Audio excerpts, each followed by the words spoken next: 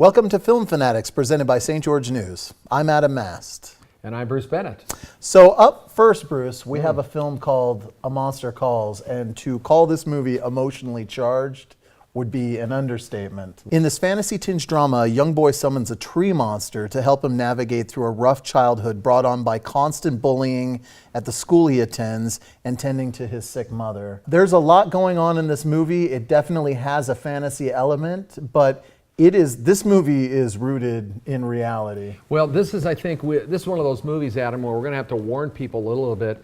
Based on the trailer, you think, oh, this is a kind of a, like you said, a fantastical movie about a young boy who summons a monster to help him. And that I was is thinking there, about the Iron Giant, if you remember that. Or E.T. Or E.T., right? Yeah. It is much deeper, more somber, more hard-hitting than that. I have come to get you, Connor O'Malley.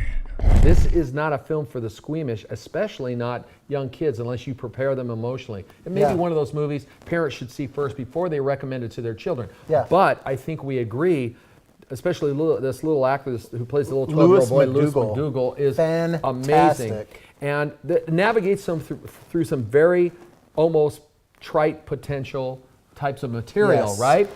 And we don't want to disclose too much. No, but there's an honesty and sincerity that cuts through. I mean, you're right. It was definitely in danger of maybe slipping into big-time sentimentality. And there is Lifetime Channel type of material. But it does steer clear of that.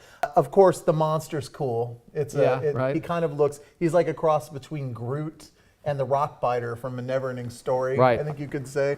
And he's voiced by the great Liam Neeson. It's fantastic. The film also stars Felicity Jones and Sigourney Weaver, and they're both fantastic in the movie as well. So, I mean, are there missteps?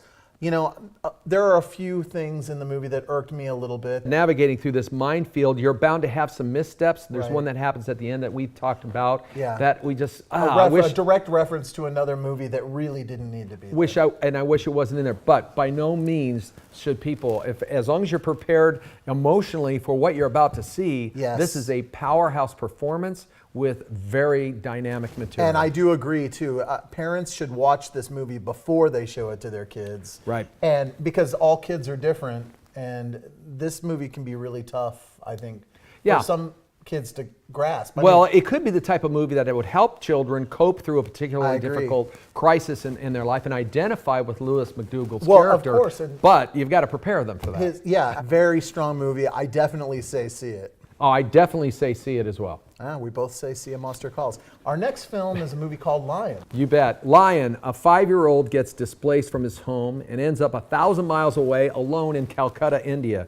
25 years later, in a much better life situation, his past still torments him. Man, this is the emotional powerhouse show. My first recommendation, Adam, is do not see Monster Calls and Lion back to back. Oh my gosh, and talk about You'll go jump off a cliff. Talk about amazing kid performances. The kid in this movie. Sonny Pawar is amazing. Absolutely fabulous. And so it's really two stories, isn't it, Adam? Yes. We find out the details of how he copes with being alone. And by the way, adults don't want to be alone in a city as crowded and dirty and dangerous as Calcutta. Oh boy, is it scary. So he makes his way, somehow surviving. So the first half of the movie is that whole journey, how he somehow survives. Yeah. And then how he copes with not knowing what happened to his family. On in life. And we don't want to reveal, again, too much about it. Right. But Dev Patel from Slumdog Millionaire, he plays the grown-up little boy. And he's fantastic. And he's great in it too. That sadness in his eyes. Yeah. And he kills that. This is a terrific movie, particularly the first half, which is harrowing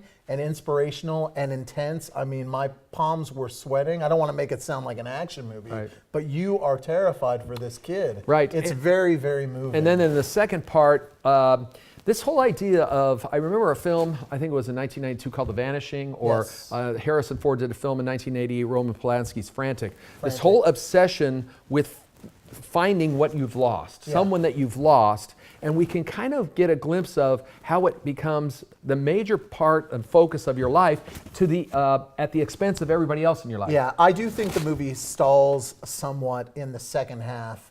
Not enough to keep the movie from reaching that level of power, especially in the last 15 minutes when it completely rebounds. But there are some things in the movie that took me out a little bit. Rooney Mara, who's a terrific actress, there's something a little bit off, I think, about the relationship between she and Dev Patel, which is a kind of a core part Right. of the second Right. half of the movie. And I think it's just the development. I don't think it's given enough time to develop. Right. And that bothered me. But this is a very strong movie. It requires that you fill in the blanks. Oh, for but, sure. But there's no question we identify with Dev Patel's character, Yeah. and we're so aching for his him plight, to for find sure. the answers to his questions. Yeah, and there's some other great supporting performances in this movie. Nicole Kidman's very good. Yes.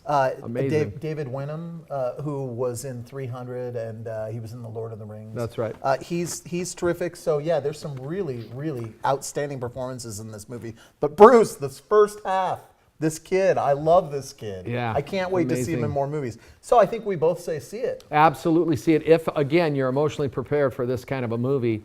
And don't see it on a back-to-back night with Monster Calls. Give yourself some space. Throw Absolutely. Moana or something else in there a Yeah, little to lighter. break it up a little bit. Right. Well, there you have it, another fantastic episode of Film Fanatics. Until next week, I'm Adam Mast with Cinemast.net. And I'm Bruce Bennett with madaboutmovies.org. And we're Film Fanatics. Are you?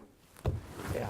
Whew. Boy, heavy. I need to heavy go weekend in the rest movies. after those movies. You know, Monster Calls is very melancholy. I think Lion, for all its sadness, is a very hopeful movie. Right. And boy, that first half and the last 15 minutes, Yeah. it wrecked us both. Yeah. And that's the best way to put it. Absolutely. Good movies this week.